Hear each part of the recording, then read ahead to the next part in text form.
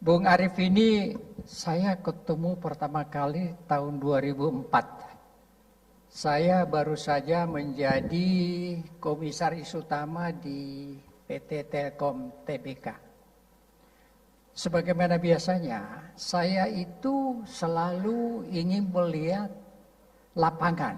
Karena disitulah perjuangan, disitulah revenue, karena disitulah pasarnya. Jadi yang pertama saya kunjungi Surabaya.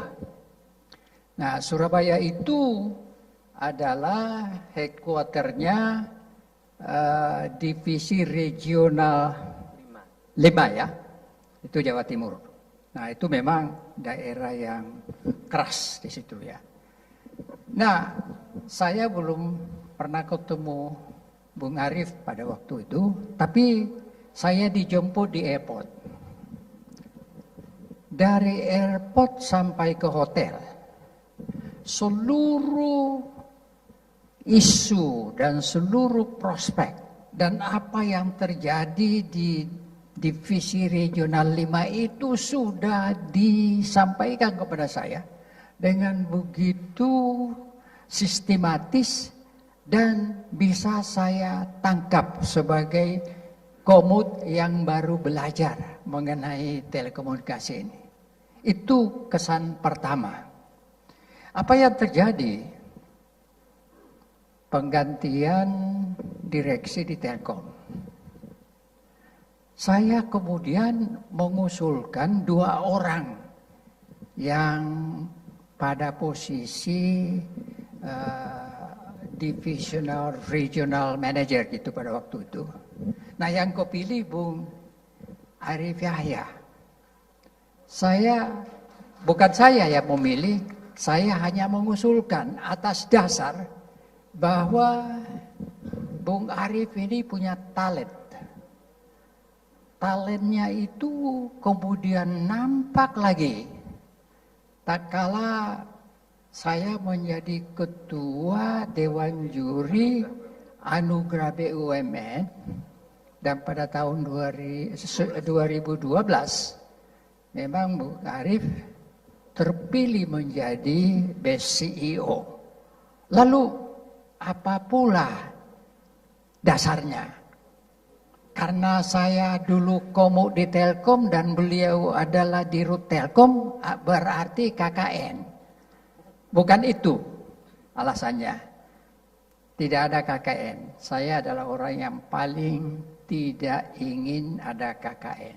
Nah, alasannya sederhana sekali. Setelah kami melakukan penilaian dan apa yang diamati oleh BUMN Track Dewan Juri terhadap kinerja Bung Arief Yahya sebagai CEO di PT Telkom adalah kesimpulan kami. Talent yang dimiliki oleh Bung Arief ini adalah strategic vision. Banyak leaders yang punya vision. They know where to go, where they want to be. But they don't have the strategy to get there. Dan salah satu aspek dari strategi itu yang paling utama adalah marketing. Karena kita berjuang, kita bertempur itu di pasar. Nah, kemudian tentu melalui suatu proses dikembangkanlah produk yang akan menjadi andalan dan kemudian kita kenal yang namanya brand.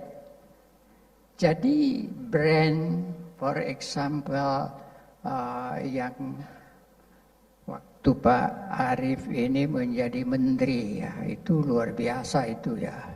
Wonderful Indonesia itu kan satu pemikiran ya.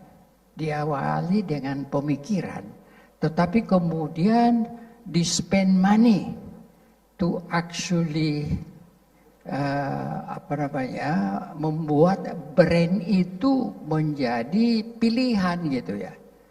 So you need to spend money in developing your brand.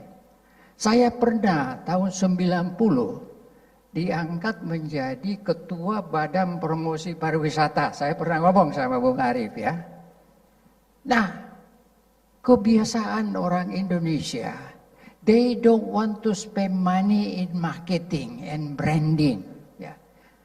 Malaysia sudah gencar, seluruh dunia gencar. Kita tenang-tenang saja. Kita anggap produk-produk pariwisata kita otomatis akan terjual without doing any marketing at all. Sampai saya berguyung kepada Menteri Pariwisata pada waktu itu, saya mengatakan, Pak Menteri, if you spend peanuts, you get monkey. Marah dia. Tapi setahun kemudian dia datang kepada saya, Tandri, kau benar itu katanya.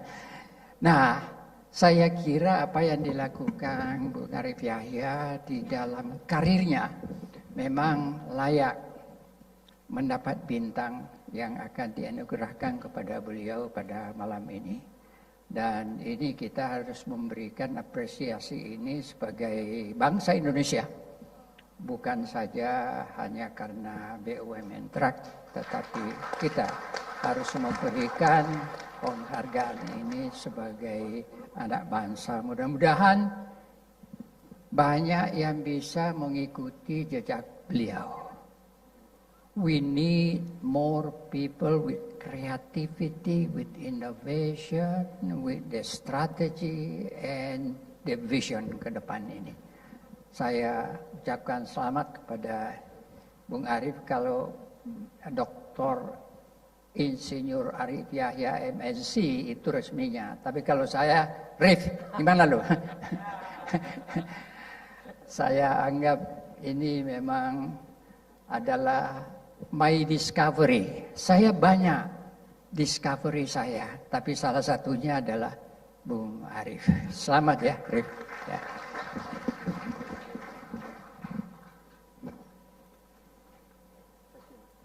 Bapak dan Ibu, boleh kita berikan apresiasi sekali lagi. Terima kasih. Selamat Bapak Arief Yahya.